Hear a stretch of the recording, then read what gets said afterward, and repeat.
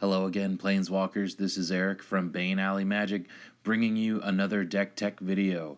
So the other day I finished my Praxis exam, and now I'm finally starting to have more free time, and that's why today I decided to build a new deck. And this deck is one I've wanted to make for a long time. It's Kazarov, Sangir Pureblood.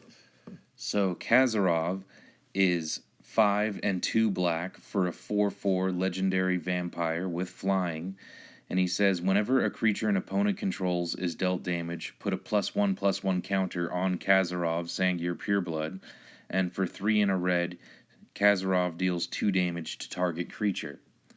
One thing I was surprised to find was there is only like one other deck tech video on YouTube about Kazarov, and there are only about 80 something Kazarov decks on EDH Rec. By the way, if you don't use EDH Rec, I strongly suggest you check it out for great ideas on deck upgrades. Just go to Google and search your commander's name followed by the letters EDH, and the EDH Rec webpage on your commander will be the first result.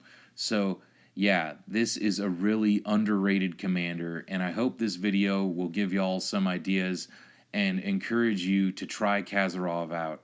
I actually played the deck for the first time today and totally won the game, killing all 3 of my opponents with commander damage, and Kazarov became a 24/24 creature after just casting 2 mass burn spells.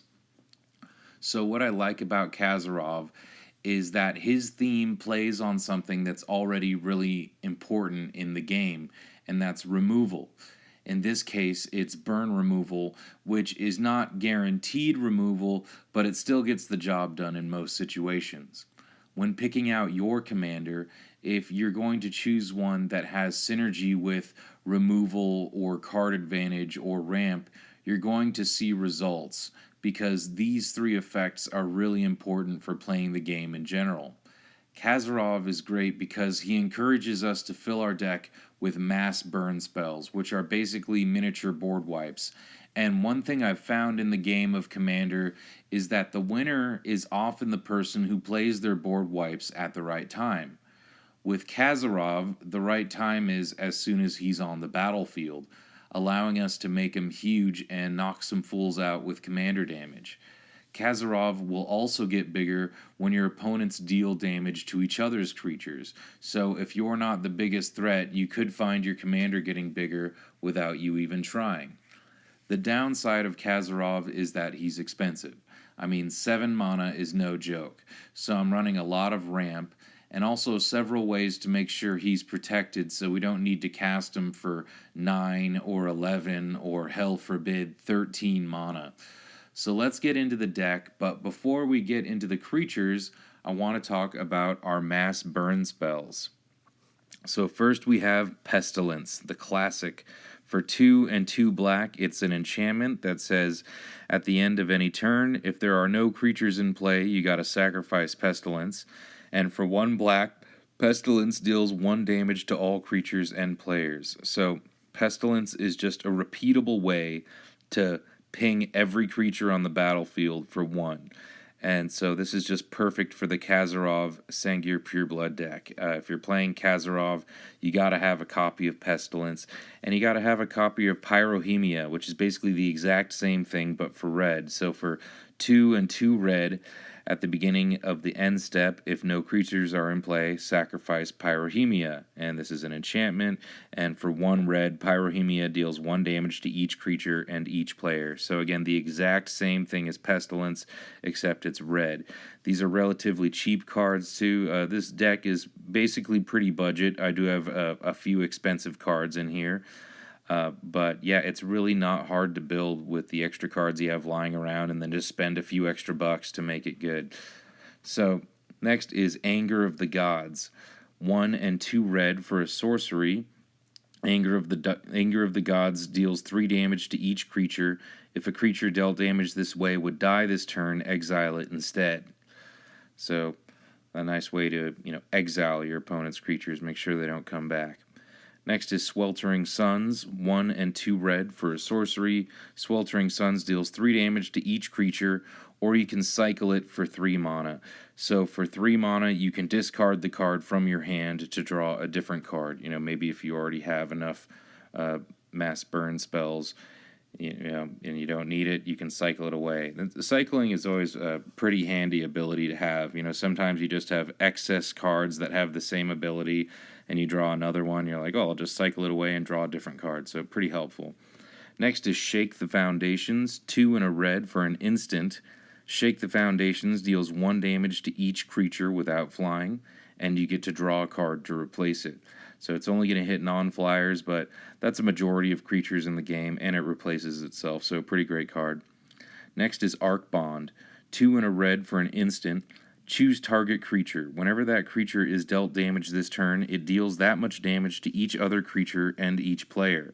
So if someone's blocking a creature, you know, or someone else is casting a burn spell on a creature, such as one of our many burn spells here, you can use Arc Bond to make sure all creatures are dealt that damage. And this works really great with our mass burn effects, because if we play Sweltering Suns, for example, that's going to deal 3 damage to each creature. And then in response to that, while Sweltering Suns is on the stack, we can cast Arc Bond, and whenever, you know, whatever creature we choose is dealt damage, it's going to deal that much damage again to each creature. You know, so it can, you know, also double up one of these mass burn effects. Pretty sweet.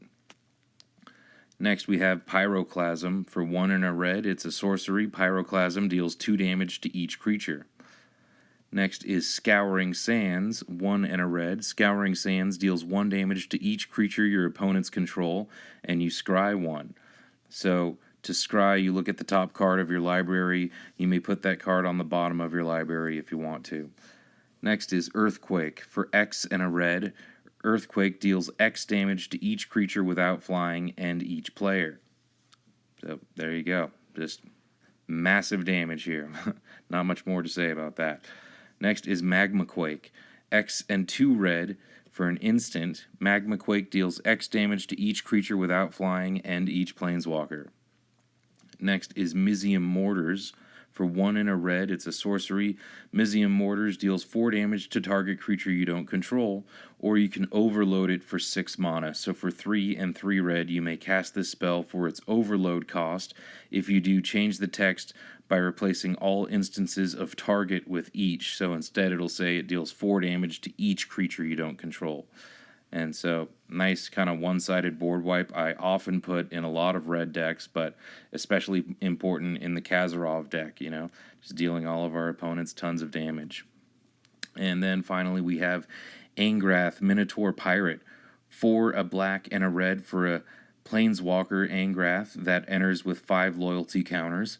For +2, Angrath, Minotaur Pirate deals 1 damage to target opponent and each creature that player controls. -3, return target pirate card from your graveyard to the battlefield, which we'll never use. We don't have any pirates in here, I don't think. -11, destroy all creatures target opponent controls. Angrath Minotaur Pirate deals damage to that player equal to their total power. So if your opponent has, 5 creatures that are all power 3, Angrath will destroy all those creatures and deal 15 damage to their controller. So that's a pretty massive amount of damage. But yeah, this is mainly in the deck for that repeatable ping effect, right? I'm calling ping the ability to deal 1 damage to each creature an opponent controls or all of your opponent's creatures. So yeah, Angrath can just continuously ping your opponent's creatures and make Kazarov huge. So we have a total of 12 non-creature massive burn spells. And next, let's go into the creatures that do mass burn effects, of which we have 7. So Goblin Chain Whirler is 3 red mana for a 3/3 Goblin Warrior with first strike. When Goblin Chain Whirler enters the battlefield, it deals 1 damage to each opponent and each creature and planeswalker they control. There you go. Next is Crypt Rats, 2 and a black for a 1/1 rat. And at any time you can pay X, and Crypt Rats deals X damage to each creature and each player. Spend only black mana on X.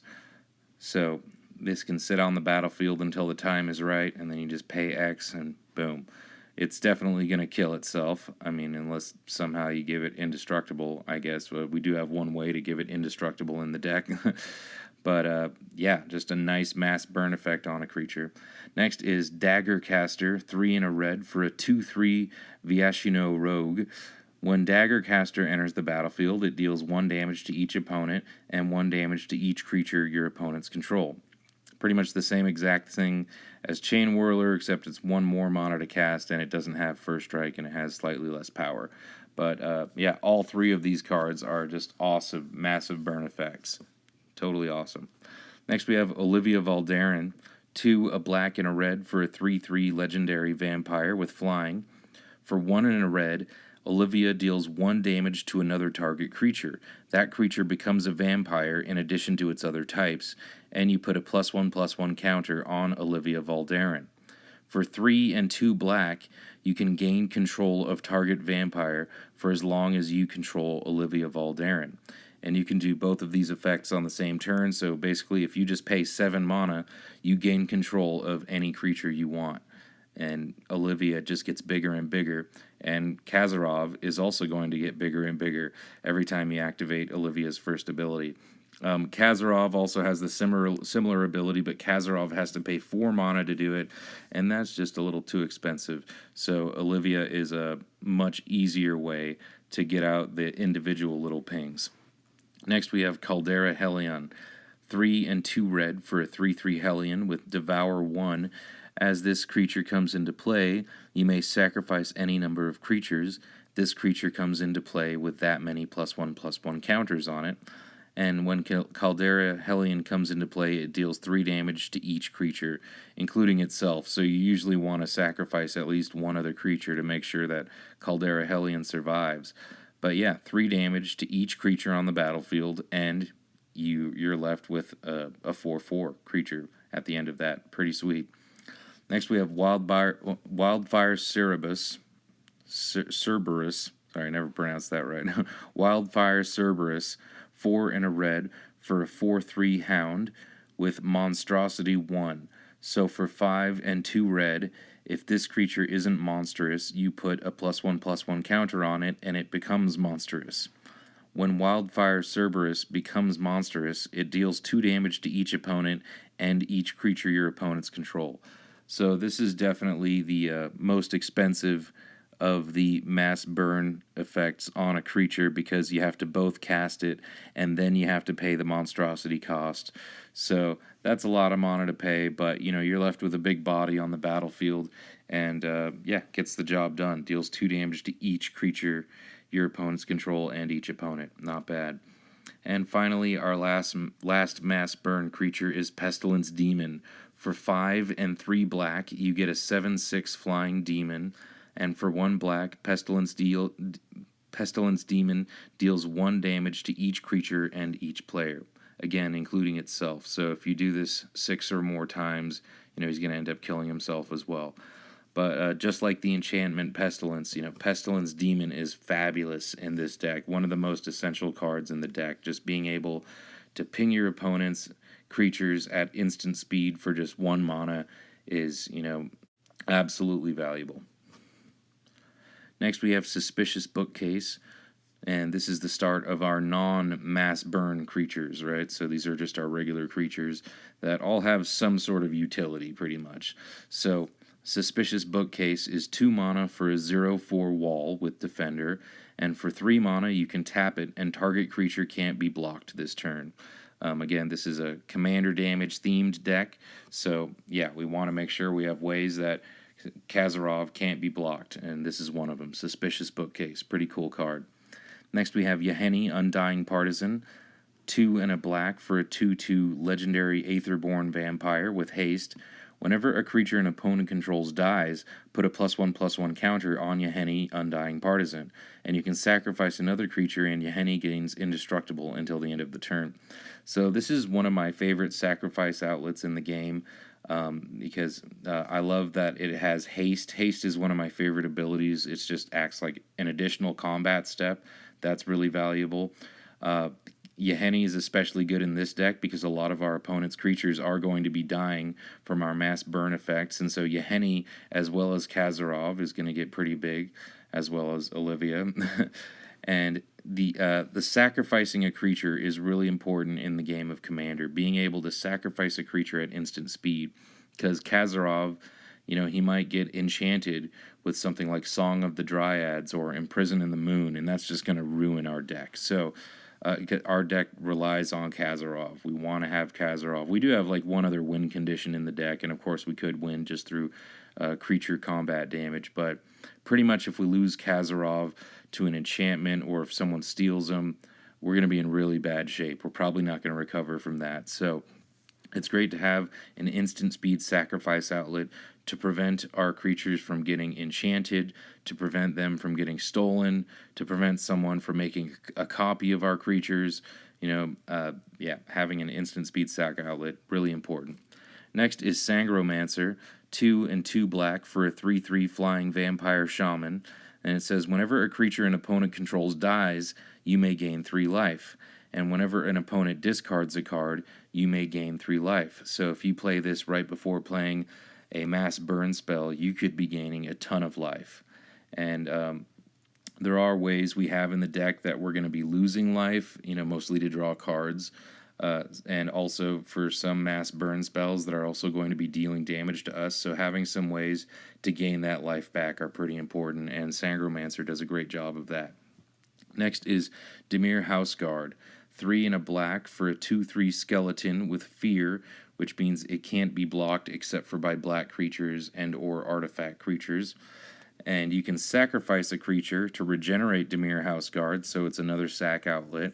But most importantly, it has Transmute for 3. So for 1 and 2 black, you can discard this card and search your library for a card with the same converted mana cost as this card, reveal it and put it into your hand, and then shuffle your library, play only as a sorcery.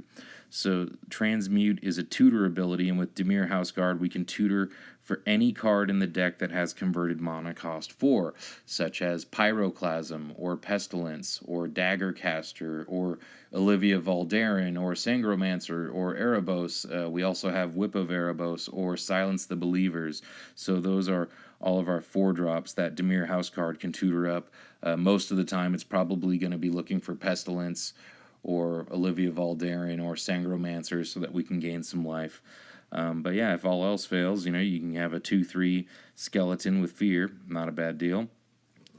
Next is Erebos, God of the Dead, 3 and a black for a 5/7 legendary enchantment creature god with indestructible. As long as your devotion to black is less than 5, Erebos isn't a creature. So each black mana symbol in the mana cost of permanents you control counts towards your devotion to black. So if we had all of these cards on the screen on the battlefield, our devotion to black would be, 1, 2, 3, 4, 5, 6, 7, 8, 9, 10. Our devotion to black would be 10 if we had all 7 of these cards on the battlefield, and Erebos would be a creature. If it was just Erebos and Kazarov on the battlefield, our devotion to black would be 3, and Erebos wouldn't be a creature. He'd just be an indestructible enchantment. So Erebos also says your opponents can't gain life. That's really important.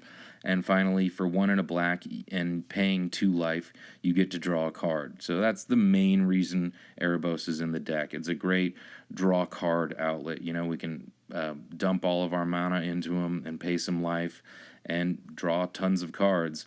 And he's indestructible, so unlike a lot of our other draw card permanents, Erebos is probably going to stick around for a while. Next, we have Clackbridge Troll, 3 and 2 black for an 8/8 troll with trample and haste. And when Clackbridge Troll enters the battlefield, target opponent creates 3/0/1 white goat creature tokens. And at the beginning of combat on your turn, any opponent may sacrifice a creature. If a player does, you tap Clackbridge Troll, you gain 3 life, and you draw a card.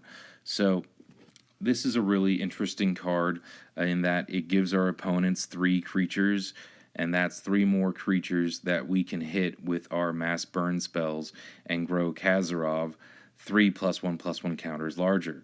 And so it works really great in this deck because They're probably going to run out of creatures really quickly to sacrifice to Clackbridge Troll, and so we're eventually going to be able to get in with our 8/8 trample haste damage. And other people also have run. I've seen the Hunted Horror and the Hunted Dragon be put in the Kazarov decks, and that's not a bad idea either. You know, anything you can play that's going to give your opponents creatures, which you can then just burn to death and make your commander more strong, that's not a bad strategy at all to throw in this deck. I only had room for Clackbridge Troll, and I thought it was the most important out of all those because Clackbridge Troll can draw us cards and gain us life, and that's just awesome. So next is Silverclad Ferocidons, 5 and 2 red for an 8/5 dinosaur with Enrage. Whenever Silverclad Ferocidons is dealt damage, each opponent sacrifices a permanent. So this is awesome in this deck. If we have Pestilence and Silverclad Ferocidons, you know, we can just slowly make our opponents sacrifice everything. You know, with the toughness of 5, you know, we can do this up to 4 times without killing it and have our opponents basically sacrificing 4 permanents a turn. If we have Pestilence or Pyromania or Pestilence Demon, yeah, just awesome creature, absolutely. So that's the end of the creatures. We don't have many. We only have 14 creatures in the deck, but that's okay because our deck is mainly revolving around Kazarov himself. So next, let's look at some ways that we can protect Kazarov or beef up Kazarov. So first is Sword of Sinew and Steel. 3 mana for an artifact equipment that has equip 2. Equipped creature gets +2/+2 and has protection from black and red. Whenever equipped creature deals combat damage to a player, destroy up to 1 target planeswalker and up to 1 target artifact. So this is great. It protects Kazarov from black and red, which are the most common removal spells in the game.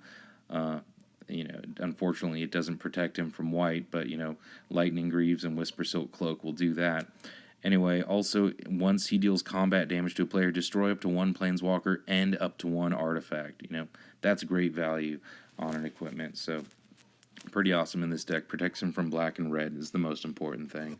Next, we have Lightning Greaves, 2 mana for an artifact equipment. Equipped creature has haste and shroud, and it's equipped for 0. So shroud meaning we can't target it with anything, which is unfortunate. But yeah, your opponents aren't going to be able to target Kazarov with some enchantment removal or you know, some destroy creature spell. So excellent. Next, we have Whisper Silk Cloak. 3 mana for an artifact equipment with equip 2. An equipped creature is unblockable and has shroud. So being unblockable is also really important in a deck where we want to get through with commander damage. Next is Temur Battle Rage. 1 and a red for an instant. Target creature gains double strike until the end of the turn. And if you have, and it has Ferocious also, so that creature also gains trample until end of turn if you control a creature with power 4 or greater. So in the game I played today, I had Kazarov out, and then I played a Mass Burn spell, and I got Kazarov up to being a 17/17, and then I cast Temur Battle Rage to give him double strike, and I one-hit killed somebody, dealing them 34 commander damage in just 1 turn because of Temur Battle Rage. So that's pretty awesome power, even if it's just for 1 turn. I love Temur Battle Rage in this deck. Just helps you one-shot one of your opponents. Pretty excellent. Next is Fated Return. 4 and 3 black for an instant. Put target creature card from a graveyard onto the battlefield under your control. It gains indestructible. If it's your turn, scry 2. So this is a creature from any graveyard you want, and you put it on the battlefield under your control, and it gains indestructible for the rest of the game. So this works really great with Crypt Rats, Olivia Valdarin. It's fabulous with Silverclad Ferocidon. And, you know, we can also use it for our commander. We can choose to send our commander to the graveyard and then bring it back with Fated Return, and then we have an indestructible commander. Not bad. Next is Grave Betrayal, 5 and 2 black for an enchantment. Whenever a creature you don't control dies, return it to the battlefield under your control with an additional +1/+1 counter on it at the beginning of the next end step. That creature is a black zombie in addition to its other colors and types. So, yeah, we're playing a deck where we're going to be killing a lot of our opponent's smaller creatures, and so why not have a way to bring them all back under our control? That's what Grave Betrayal is all about. Pretty awesome. All right, so next we have Whip of Erebos, 2 and 2 black for a legendary enchantment artifact that says creatures you control have lifelink. And it's another just great way to have us gain a lot of life in this deck. If we have Olivia out, or Crypt Rats, or Pestilence Demon, or any of our creatures that enter the battlefield and do mass burn, we're going to be gaining a ton of life off of that if we have Whip of Erebos on the battlefield. Also, it says you can pay 2 and 2 black and tap it to return target creature card from your graveyard to the battlefield. It gains haste. Exile it at the beginning of the next end step. If it would leave the battlefield, you exile it instead of putting it anywhere else. Activate this ability only anytime you could cast a sorcery. So, if you have, say, Goblin Chain Whirler in your graveyard, getting it back out with Whip of Erebos is not only going to put a ton of counters on Kazarov, Sangir, Pureblood, but it's also going to gain you a ton of life because, again, Whip of Erebos is going to give Chain Whirler lifelink. Excellent. Another way we can gain life is with Crypt Incursion. So for 2 and a black and at instant speed, you exile all creature cards from target player's graveyard, and you gain 3 life for each creature card exiled this way. Yeah, like if your opponent has, say 5 creatures in their graveyard, you're going to gain 15 life. But I've used this in mill decks, and sometimes some people have a lot of cards in their graveyard. I've easily gained 30 life, 40 life off of Crypt Incursion, so you can gain a lot of life for just 3 mana. A really great card.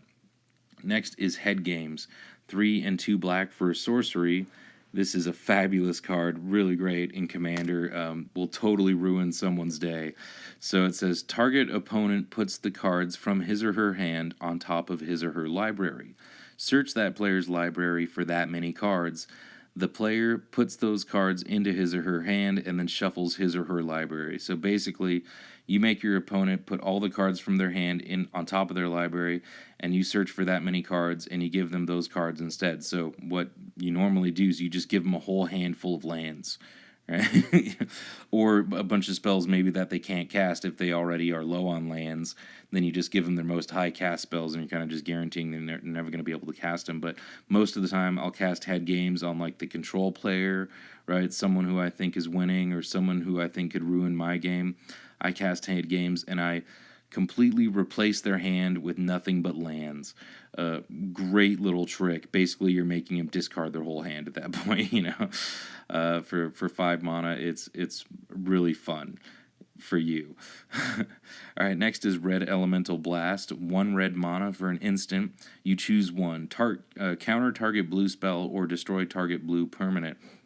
So if someone's going to cast, Cyclonic Rift, that could really ruin our day. So really important to have a Red Elemental Blast in the deck just to counter some blue effects that could just, ruin our game. Also could just blow up any blue permanent. Not bad at all for 1 red mana.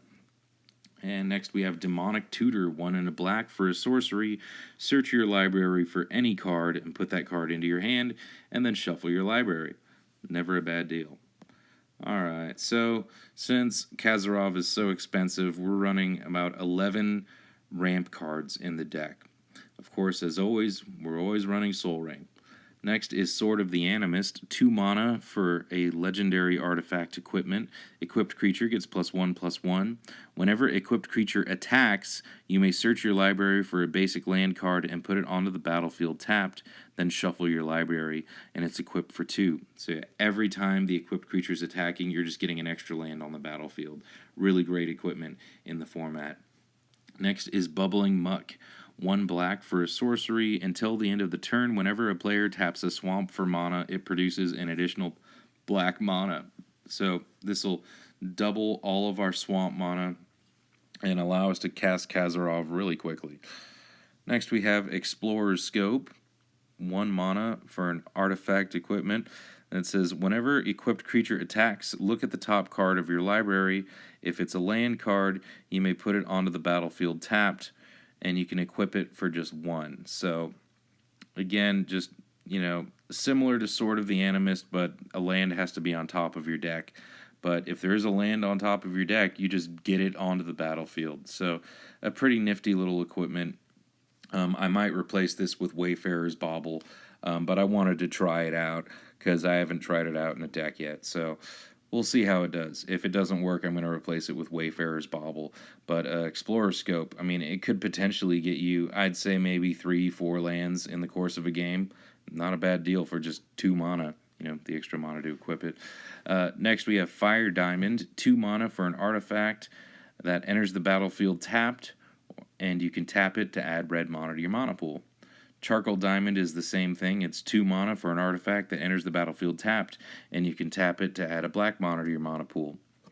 Next is Talisman of Indulgence, 2 mana for an artifact that you can tap for colorless mana, or you can tap it for black or red. If you do, it deals 1 damage to you. Next is Commander's Sphere, 3 mana for an artifact that you can tap to add 1 mana of any color in your commander's color identity, and you can sacrifice it to draw a card. Keep in mind, you can always choose to sacrifice it even after you've tapped it for the mana, so you can get both benefits in the same turn. Next is Worn Power Stone, 3 mana for an artifact that enters the battlefield tapped. It taps to add 2 colorless mana to your mana pool, so just a more expensive Soul Ring, basically. Next we have Gilded Lotus, 5 mana for an artifact that taps to add 3 mana of any one color. And finally we have Revel in Riches, 4 and a black for an enchantment that says whenever a creature an opponent controls dies, create a colorless treasure artifact token with, you can tap and sacrifice this artifact to add 1 mana of any color to your mana pool. At the beginning of your upkeep, if you control 10 or more treasures, you win the game. So this is our secondary win condition in the deck. If somehow we've totally lost Kazarov and we can't get him out anymore, we might be able to win with Revel in Riches all by itself and a bunch of massive burn spells. Just burning all of our opponent's creatures to death, making a ton of treasures, and hopefully if this is around during our upkeep, we'll just win the game. And on to our draw card spells, starting with Wheel of Fate. So it costs nothing to cast, but you have to pay 2 mana to suspend it for 4. So for 1 and a red, rather than cast this card from your hand, you pay 1 and a red and exile it with 4 time counters on it. At the beginning of your upkeep, remove a time counter. When the last is removed, you cast it without paying its mana cost. And it says each player discards his or her hand and then draws 7 cards. So hopefully by the time you cast this, you don't have many cards left in your hand anyway. If you're down to 2 or 3 cards, discarding those cards to draw 7 more cards is never a bad deal. Next is Sign in Blood. 2 black for a sorcery. Target player draws 2 cards and loses 2 life. Next is Endless Atlas. 2 mana for an artifact with which you can pay 2 and tap it to draw a card. Activate this ability only if you control 3 or more lands with the same name. So in 1 or 2 color decks, I think this is actually a really great, cheap way to draw cards. Just paying 2 mana and tapping it to draw a card, as long as you control 3 or more lands with the same name. That's not very hard to do in Commander, which is a long game format, and hopefully you'll have 3 mountains or 3 swamps. And there you go, you'll just be paying 2 mana to draw a card. Great deal. Next is Read the Bones. 2 and a black for a sorcery. You scry 2, then draw 2 cards, and then you lose 2 life.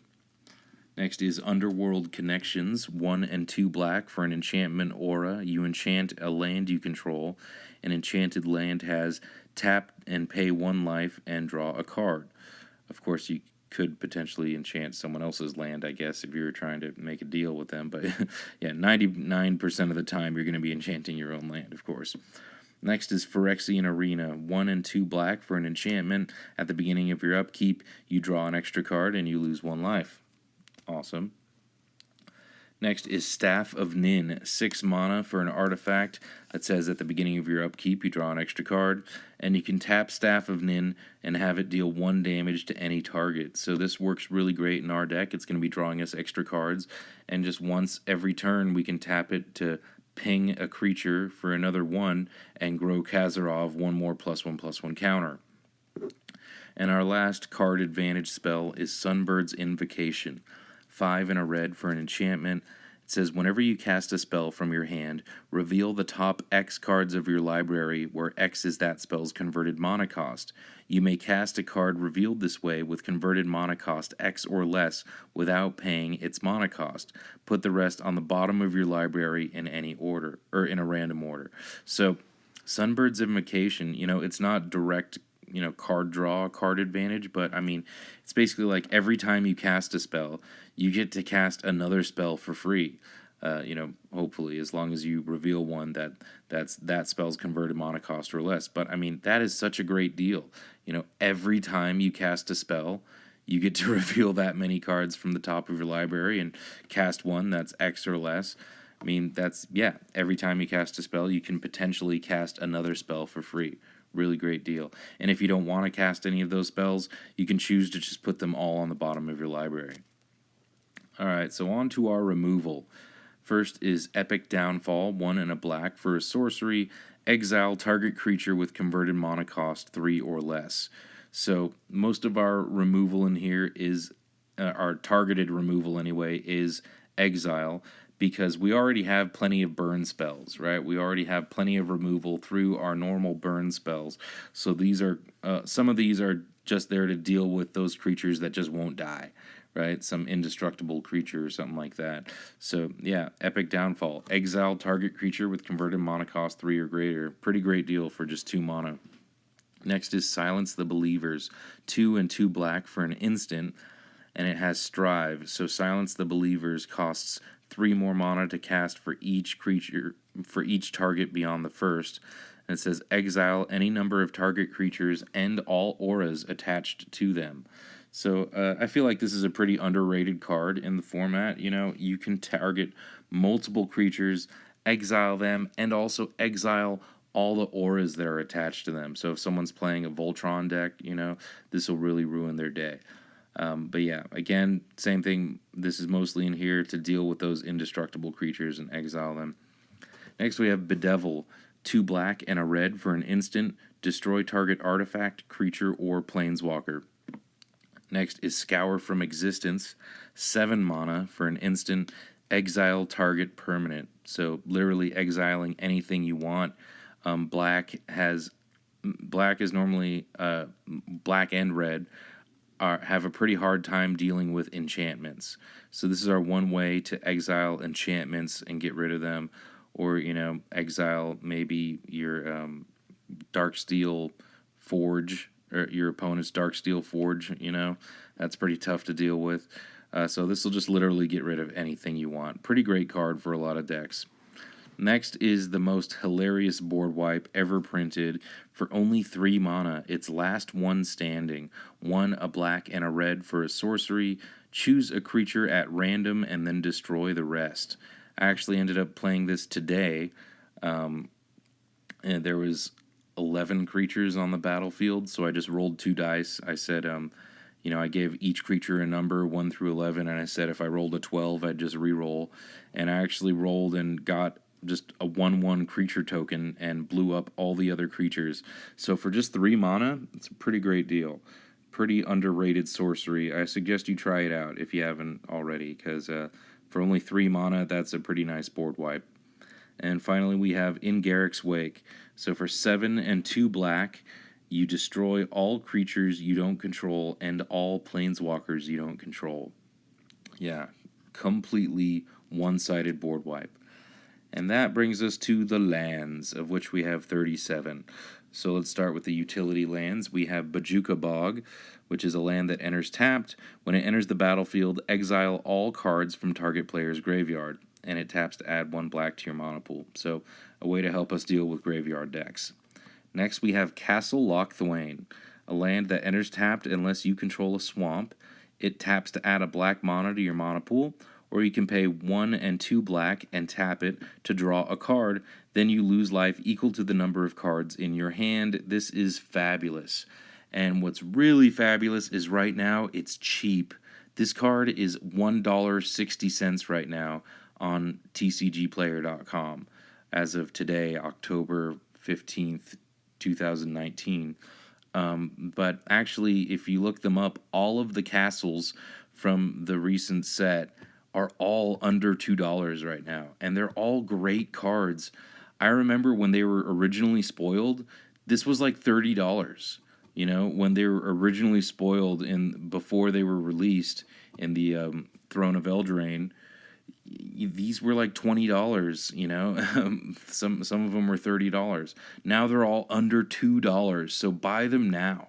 These are fabulous cards for any commander deck. There's one of them for each color, and they all are pretty useful, and a lot of the times they're going to enter untapped, and if you're playing 1-versus-1 formats, they're not even legendary.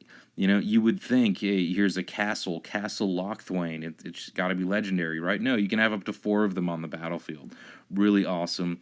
No reason not to have it, because being able to draw a card is really important, and having that ability on a land just leaves you extra room in your deck. You know, so awesome cards. I suggest you buy them all now. I'm sure they're going to go up in price later. Next is Temple of the False God, a land that taps to add 2 colorless mana to your mana pool. Activate this ability only if you control 5 or more lands. Well, I'll tell you right now, we're in a long game format, you know, Commander. If you don't end up with 5 or more lands, you're probably just going to lose the game anyway. So I have never regretted playing Temple of the False God in any deck. I pretty much put it in every single deck. Fabulous card. Again, if you don't have 5 lands, you know, you're just probably going to lose anyway. So it's not a big deal that Temple of the False God isn't online, because you're just losing anyway. Next is Rogue's Passage, a land that taps to add a colorless, or you can pay 4 mana and tap it, and target creature can't be blocked this turn. Again, Kazarov, we're planning on dealing commander damage, so it's really important to make sure he can't be blocked. Next is Karn's Bastion, a land that taps to add a colorless, or you can pay 4 and tap it and proliferate. You choose any number of permanents and or players and give them each another counter of each kind they already have. So they're mainly using this just to pump up Kazarov even more, make him more powerful. Next is Lava Claw Reaches, a land that enters tapped. It taps to add black or red mana to your mana pool, and you can pay 3 mana, 1 a red and a black, and until the end of the turn, Lava Claw Reaches becomes a 2/2 black and red elemental creature with you can pay X to give it plus X plus 0 until the end of the turn. It's still a land. Not the most fabulous land card, but I mean, when all else fails, this will turn into a creature and hopefully deal in that final damage and kill your opponent. You know, I've actually seen this card go off before, you know, when my opponents have nothing else going on, but they have a Lava Claw Reaches. They're like, well, I'll just pump all my mana into Lava Claw Reaches and make it an 8/2 creature and deal you 8 damage, you know, so pretty sweet. Next we have Baron Moor, which enters tapped. It taps to add black mana to your mana pool, or you can cycle it away for 1 black. So for 1 black, you can discard it from your hand to draw a different card. I think cycling lands are really important in Commander, because very often we get flooded. It happened to me today, actually. I had just too many lands in my hand, so I was like, you know, I'm just going to cycle away Baron Moor because I don't need it, and I'm going to draw a different card. So yeah, it really helps when your mana flooded. Forgotten Cave is the same thing. It enters tapped. It taps to add a red mana to your mana pool, or you can cycle it away for 1 red mana. Next is Command Tower, which taps to add 1 mana of any color in your commander's color identity. Great for any commander deck. Next is Rakdos Carnarium, which enters tapped. When it enters the battlefield, return a land you control to its owner's hand, and you can tap it to add both red and black to your mana pool.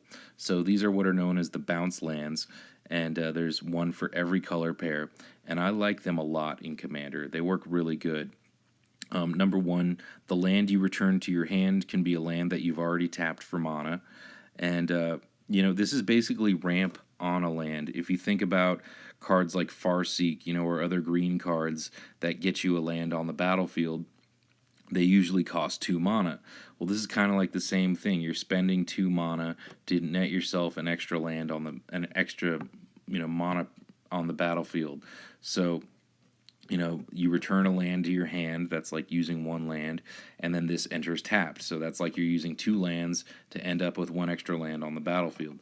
Yes, you got to return a land to your hand, but that kind of guarantees you're going to get another land drop, which in Commander all the time, you're eventually going to get to a point where you're missing your land drops. So these bounce lands, are pretty useful. They're getting you that extra land drop on 1 land. Next is Bloodstained Mire, a land that you can tap and pay 1 life and sacrifice it to search your library for a mountain or swamp card and put it onto the battlefield, then shuffle your library. Notice it doesn't say basic mountain or swamp, so you could get Blood Crypt, which is a swamp mountain, so it can tap to add red or black mana to your mana pool, and Blood Crypt says it enters the battlefield tapped unless you pay 2 life. And finally, we have our basics. We have 12 basic swamps and 13 basic mountains, 1 extra mountain because, we do have some cards like Goblin Chain Whirler, which have, restrictive red mana costs. And that is it. That is my Kazarov Sangir Pureblood deck. So let me know what you think in the comments. Are there any cards you think I should really have? Any cards you think are terrible that I should take out? Let me know. If you enjoy this video, hey, please hit that like button or that subscribe button. It really helps out a lot. Well, this is Eric from Bane Alley Magic signing off. Until next time, take care, take it easy.